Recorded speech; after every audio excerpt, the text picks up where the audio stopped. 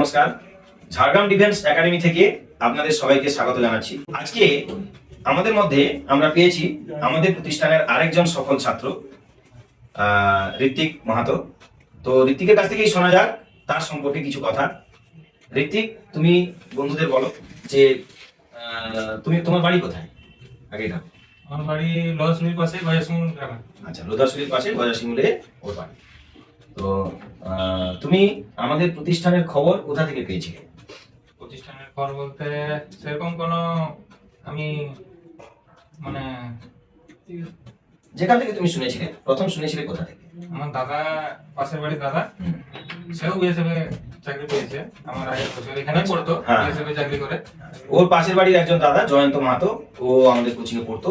ও যখন ভর্তি হয় তখন জয়ন্ত মাহাতো এখানে থাকতো এবং সে চাকরি পেয়েছে বিএসএফ এ, খুবই ভালো ছেলে।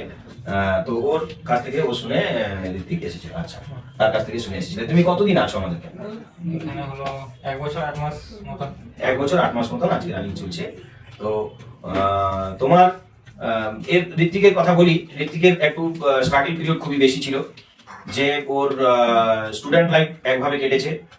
মনের খুব জেদ নিয়ে ও পড়াশোনা করতে এসেছিল। আমার যেটুকু মনে আছে যে ঋত্বিক যেদিন আসার ডিসিশন নিয়েছে, অনেকে কি করে ফোন করে ইনকোয়ারি করে, তারপরে একটা অমুক দিন যাবো এরকম ভেবে ভেবে হয়, ও সোজা চলে এসছে। একদম যাবো, ক্যাম্পে থাকবো, সোজা চলে এসছে। এসে এখানে যা কথা বলার বলেছে থেকে গেছে, আর কথাও বলেনি মনে হয়। কথা বলিনি, এসে একদম ডাইরেক্ট থেকে গেছে। জানতাম আমি কেটা স্যার কোনটা, এটা জানা ছিল না। এখন যেদিন ডিসিশন নিয়েছো চলে এসেছে, তারপরের দিনই চলে এসছে। না সেদিনই চলে এসেছে। ও যেদিন ডিসিশন নিয়েছে, যেদিন ভেবেছে সেদিনই ডিসিশন, আর সেদিনই চলে এসছে। এবং সব থেকে বড় জিনিস, ওর মুখ থেকে আমরা নিশ্চয়ই শুনবো, এটা আমার খুবই ভালো লেগেছে। আজ পর্যন্ত আমাদের প্রতিষ্ঠানের ইতিহাসে এটা কোনোদিন ঘটেনি, এটা প্রথম, এবং আশা করি এটা শেষ। এরকম জেদে কেউ থাকতেও পারবে না। ও একদম বাড়ি থেকে যেদিন এসেছে এবং যেদিন তার চাকরিতে ফাইনাল প্যানেলে নাম বেরিয়েছে, সেই পর্যন্ত জয়েনিং হওয়া থেকে, আমাদের ক্যাম্পে জয়েনিং হওয়া থেকে চাকরির ফাইনাল প্যানেলে নাম বেরোনো পর্যন্ত ঋত্বিক কিন্তু কোনোদিন তার বাড়ি যায়নি। বাড়ি থেকে একটা জেদ নিয়ে বেরিয়েছিল যে আমি সফল হয়ে তারপর বাড়ি ফিরবো। কি তাই তো নাকি?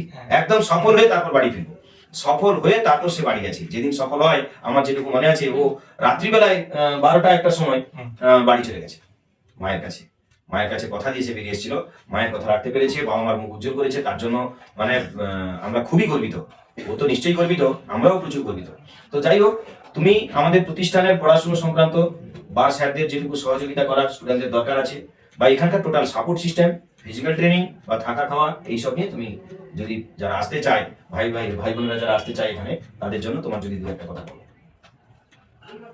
যতদূর আমার মনে হয় যে আমি যখন এসেছিলাম, তখন আমি 0 পয়েন্টে ছিলাম। কিছু না বললেই চলতো, যে জানতাম মানে চাকরি লাইনের কি পড়তে হবে, কি সিলেবাস, কিছু জানতাম না। এখানে এসেই আমি সব জানতে পারলাম যে কোনটা পড়তে হবে, কতটা পড়তে হবে, কোন বিষয়টা বেশি পড়লে বেশি নাম্বার পাওয়া যাবে, আর কোনটা কম পড়লে কম হবে, সেটা এখান থেকেই শিখেছি। একদম স্পেসিফিক জায়গা, যে পড়াটা হার্ড ওয়ার্ক নয়, স্মার্ট ওয়ার্ক দরকার। যে কোনো চাকরি পরীক্ষার পড়াশোনার জন্য হার্ড ওয়ার্কের থেকে স্মার্ট ওয়ার্কটা বেশি দরকার। যে আমি সিলেক্ট করে নেবো যে এই জায়গা থেকে আমার এক্সাম ওরিয়েন্টেড কোশ্চেন, যে এই টপিকগুলো আমাকে শুধু পড়তে হবে। যে এলো পাতালি প্রচুর পড়ে ফেললাম, তাহলে কিন্তু মাথায় বোঝা হয়ে যাবে, তাহলে কিন্তু প্রস্তুতির সঠিক জায়গায় পৌঁছাতে পারবে না। তুমি যে পরীক্ষাটা টার্গেট করতে চাও, ওই পরীক্ষার প্রিভিয়াস ইয়ার কিছু কোশ্চেন দেখে সিলেক্ট করে নিতে হবে যে এই জায়গা থেকে আমি পড়াশোনা করবো। তো সেভাবে আমরা এখান থেকে গাইডও করতাম এবং সেভাবেও পড়াশোনা করেছি। ওইটাই বলতে চাইছো?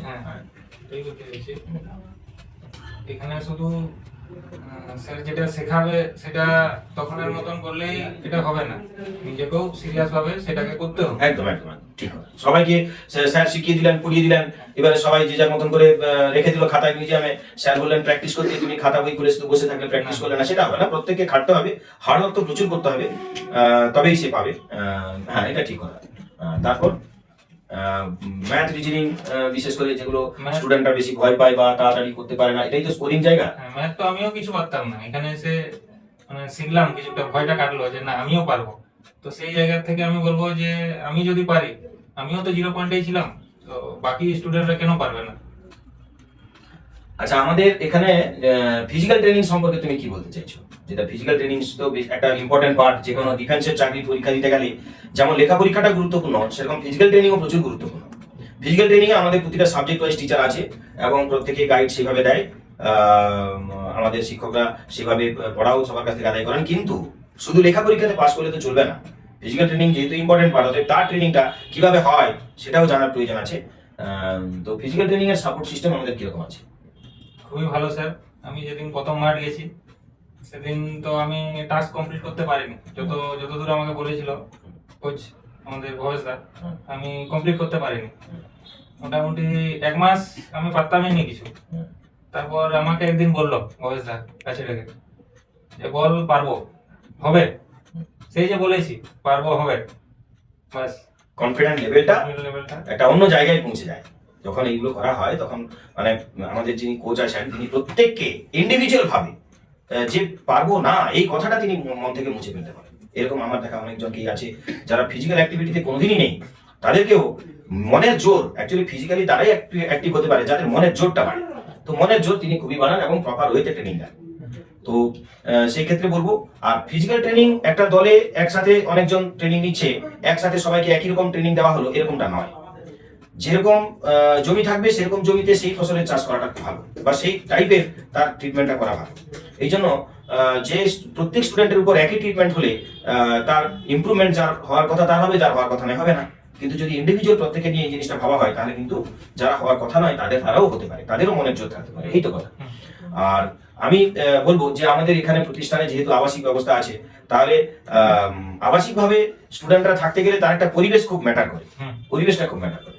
তো আমাদের এখানকার এনভায়রনমেন্ট, পরিবেশ, সেটা সম্পর্কে তোমার কি বক্তব্য আছে? পরিবেশ সবার এখানে খুবই ভালো, সবাই থাকতে পারবে সেরকম জায়গায়, বন্ধুত্বের মতো সবাই এখানে থাকে। তো একজন যদি ঘুমিয়ে থাকে আর বাকি সবাই যদি পড়তে থাকে, তারও ইচ্ছা হয় যে আমি পড়বো।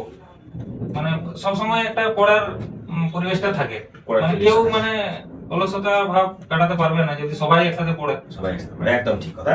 যে আমরা যেহেতু সবাই একটা পরিবারের মতন থাকি, যখন সবাই পড়ছে তখন আরেকজন পড়তে না ইচ্ছে করলেও তাকে কিন্তু পড়তে হবে। এরকম অনেকেই আছে হয়তো পড়তে কিছুক্ষণ পড়েছে তার ভালো লাগছে না, বোরিং লাগছে, হ্যাঁ, তখন তার হয়তো ঘুমোতে ইচ্ছে করছে, কিন্তু যেহেতু সবাই পড়ছে তার সেই যে দুর্বল মনোভাব বা একঘেয়েমি মনোভাব সেটা অটোমেটিক কেটে যাবে। এবং পরীক্ষার সময় ইভেন প্রত্যেক স্টুডেন্ট অনেক রাত অব্দি পড়াশোনা করে, এবং স্যাররাও তাদের সঙ্গে সঙ্গ দেন যে যাতে স্টুডেন্টরা যেহেতু এত খাটছে তাদেরকে তৈরি করার পিছনে স্যাররাও কিন্তু রাত্রিবেলায় তাদের সঙ্গে অনেক সময় জেগে থাকেন, এবং যার যেটা সমস্যা সেই সমস্যা দূর করার জন্য যথেষ্ট পরিশ্রম করেন প্রত্যেক স্যার, তাই তো?